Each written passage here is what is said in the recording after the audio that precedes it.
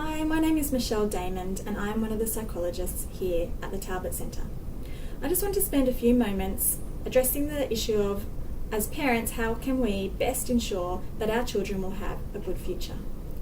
Now, obviously, all loving parents want the best for their kids.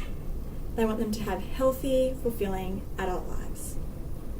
But how can we best predict how our kids will turn out?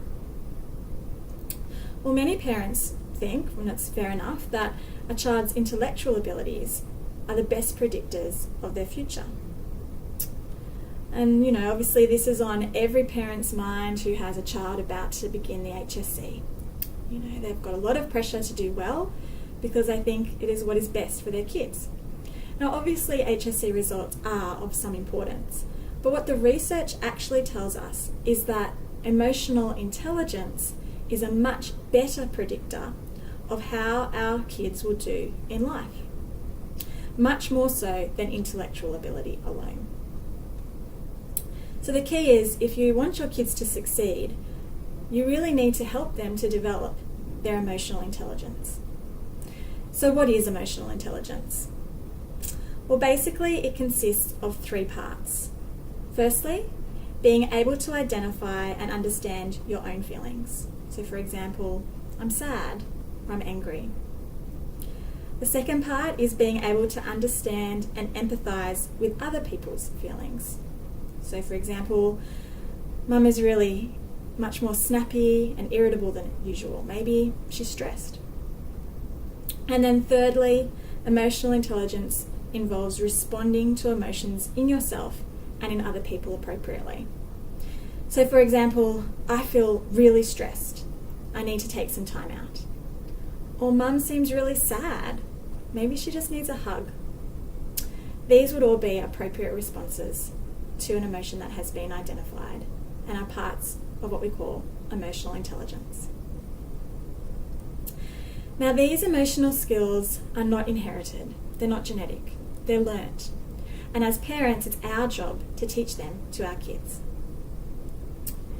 Did you know that cross-cultural studies show that everyone on the planet experiences the same 7 basic emotions?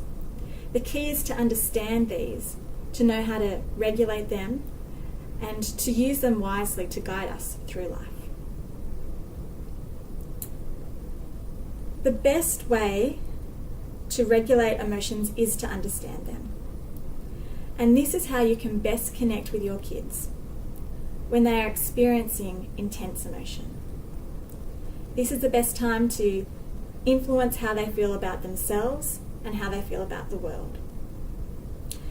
We call this process of teaching emotional intelligence emotion coaching. Emotion coaching is not magic. It's not a quick fix, but it is possible with commitment and with practice. And you just need to start by focusing your attention on how your child is feeling. The goal is always to acknowledge rather than dismiss your child's feelings, and to respond with empathy and understanding, while obviously limiting negative behaviours. Let me give you an example. Say your teenager saunters into dinner. They're moody. It's obviously that they're not in a good mood. They're not saying much. They just sit there slumped. And you recognise that they're stressed. Now, an emotionally dismissive parent might ignore the teenager, or even get upset with them for being so down. Or maybe they'll say something like, "Come on, cheer up. It's not that bad." While these emotionally dismissive parents mean well, they're actually not doing their kids many favours, and they're missing a real opportunity to connect with their child at a time when they are emotional. A better response, or an emotion coaching response, might be to say something like, "Hey, I know you have that big exam coming up. I mean, if that was me, I would be feeling really stressed. How are you feeling about it? You want to talk about it?" Now, I know that most teenagers at this point would probably just grunt and tell you no.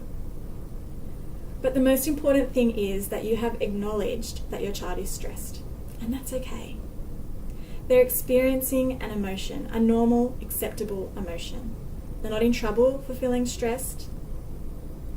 You've acknowledged it, you've normalised it, and you've connected with your child on an emotional level.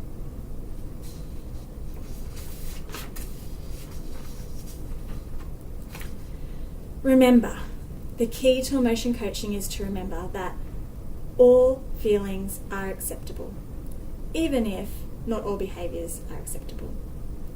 The immediate aim is not to change the emotion, but to just be aware of it, to acknowledge it, and to communicate that you understand.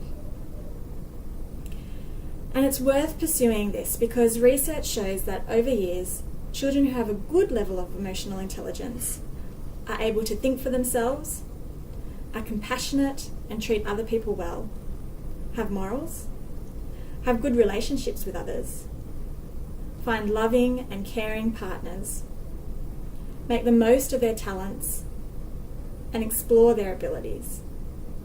They're proud of themselves while not being boastful. And they're more likely to find purpose and meaning in their lives and have interests and passions beyond themselves.